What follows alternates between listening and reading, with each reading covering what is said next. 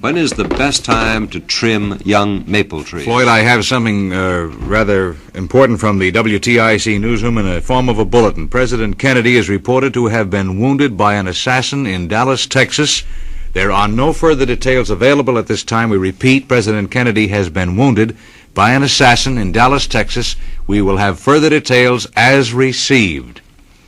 I'm sure everybody joins us in deploring this regretful news. I should think so. We'll bring details as soon as we possibly can. We certainly will. We'll stay right on top of that. All right, let's see if we can continue on with Mike Line here while awaiting any more news from our newsroom. Hello? Oh, golly, isn't that awful? It certainly is. Well, I got the recipe. This is Roz Fishman. Yes, Roz. Okay. Oh, my. That just took my breath away. Did ours, too. Afraid so. Well, one package, it's with the German sweet chocolate. Yes. One package of the German sweet chocolate. German sweet chocolate. Okay. Oh, I can't even get my breath. My goodness. 1/2 cup butter or margarine. 1/2 cup butter. Okay. 1/2 cup boiling water. 1/2 cup boiling water. 2 cups of sugar. 2 cups of sugar. Will you hold it just a minute, Roz? Sure. We have some. Here are further details from the WTIC newsroom. President Kennedy and Governor John B. Connally of Texas were cut down by an assassin's bullets as they toured downtown Dallas in an open automobile today. The president, his limp body cradled in the arms of his wife, was rushed to Parkland Hospital. We will give you further details as received. Well, this rather changes the complexion of many, many things at this time, and it looks as if we have two national victims here, the governor and the president, at this first reading. This is a very regretful thing, and the kind of news which I'm afraid is a little bit more than I care to handle, but we've got to be on the job anyway. We'll continue along, Floyd. Oh, Roz, you're right in the middle of a terrible thing here. Perhaps we'd be best to just keep right on going as best we can, and we'll stay on top of the news as best we can here. I don't feel like it. Can I? Yes, all right. I understand it. I think that's smart. Okay. But give us a call when you can. Yeah, I will. All right, bye. Well, this has got to be the worst. We've got a good spirit here, but our responsibility here is to bring you information as soon as we can. Now, we don't want anyone to get the wrong idea on this. At the moment, it's a very unfortunate and tragic historical circumstance that the president, along with Governor John B. Connally of Texas, were cut down by assassins' bullets as they toured down Dallas in an open automobile today. We're waiting for momentary news, and we're going to try to bring you all right, let's go to NBC. More information. Oh, good. Excellent. Oh, well, in just a moment, yes, now, we will go to NBC for later news on the happening at Dallas. You can understand our confusion at this point. So stay with us, and in just a moment, I'm sure NBC will have more details on the assassin's attempt on President Kennedy in Dallas earlier this afternoon. And entering the scene here, we have another wrap-up. And how about that one, Floyd? Well, this is from AP. The first one was from United Press International. When the president was shot, Mrs. Kennedy jumped up and grabbed him. She cried, "Oh, no." The Secret Service ordered the motorcade to speed on to a nearby Parkland Hospital. Associated Press reporter Jack Bell says the president and Connally were shot as the motorcade entered a triple underpass, which we said earlier.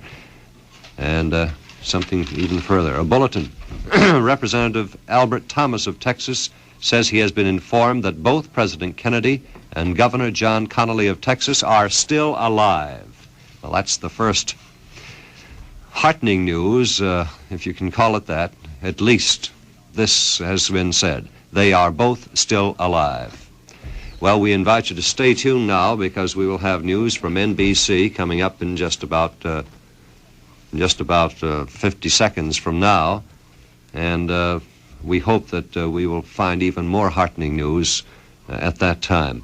Well, certainly, I would say it's been a pleasure to be with you today, but unfortunately, I guess I got here in time to just spend the afternoon with you and get this news as it's been received. A little bit more here? Thomas made his statement outside the emergency room in which both Kennedy and Connally were under treatment. He said he had been told the president is still alive but in very critical condition. See you Monday on Mike Line. This is WTIC, AM and FM, Hartford. The time now is 2 o'clock. This is NBC News.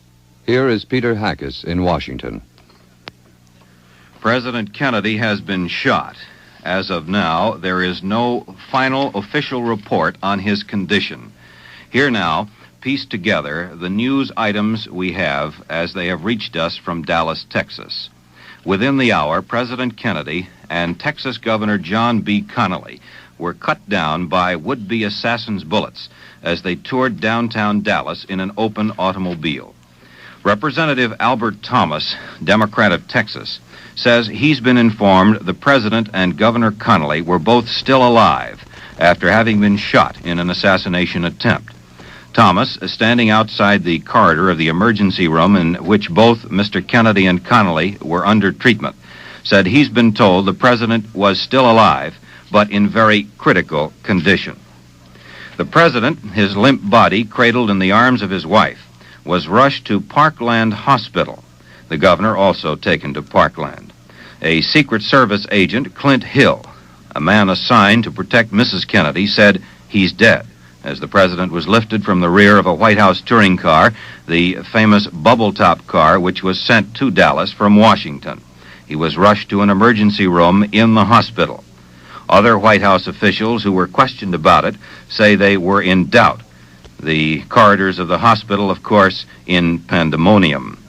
The incident occurred just east of a triple underpass facing a park in downtown Dallas, Texas. Associated Press reporter Jack Bell reports 3 shots were fired as the presidential motorcade entered a triple underpass in Dallas that leads to the Stemmons Freeway. After the president was shot, the Secret Service waved the motorcade on at top speed to the nearby Parkland Hospital. Here in Washington, the White House press office said at 1:45 p.m. Eastern Standard Time that it has nothing beyond press information on the shooting. Kennedy apparently was shot in the head. He fell face down in the back seat of his car. Blood was on his head.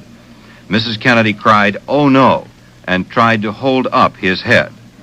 Governor Connally remained half-seated in the car, slumped to the left. There was blood on his face and forehead. The president and the governor were rushed to the hospital as quickly as possible. Mr. Kennedy was to have made a speech at the Dallas Trade Mart, not far from the hospital. Reporters about 5 car lengths behind the chief executive heard what sounded like 3 bursts of gunfire. Secret Service agents in a follow-up car quickly unlimbered their automatic rifles and their pistols, but the damage apparently has been done or had been done. We switch now for a direct report to Robert McNeil, NBC News, Dallas. President Kennedy was shot at today by a gunman from a building along the route as he drove through downtown Dallas. He has been rushed to hospital bleeding. Texas Senator Ralph Yarborough says the president is seriously wounded. Mrs. Kennedy, who was sitting beside him in the open car, was not hurt, but the governor of Texas, John Connally, was also reported wounded. As the shots rang out, 3 shots as the motorcade went by, people screamed and lay down on the grass. Police immediately fanned out over a wide area. They found several witnesses, including a small boy, who said he saw a man in the window of a building overlooking the parade route with a gun in his hand. President Kennedy is now in the Parkland Memorial Hospital. An accurate estimate of his condition has not been given. Congressman Yarborough of Texas says only that the president is seriously wounded. This is Robert McNeil, NBC News, at the Parkland Memorial Hospital in Dallas, Texas. The Secret Service says the president remained in the emergency room. The governor has been moved to the general operating room of Parkland Hospital in Dallas. One Secret Service man was overheard telling another there is no need to move the president because emergency facilities are entirely adequate in the emergency room.